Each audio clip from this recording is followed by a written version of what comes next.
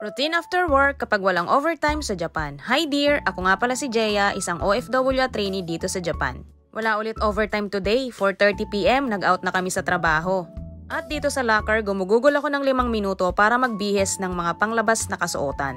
Malamig pa rin dito sa Japan kahit tapos na ang winter. Kaya yung jacket ko na suot makapal pa rin. Pagkalabas ko ng locker ay dumaan ako sa laundry area para palabhan ang aking uniform at nag-out ako ng 4:36 PM.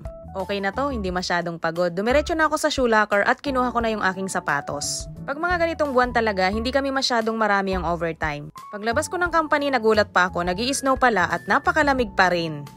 Hello, welcome to my vlog!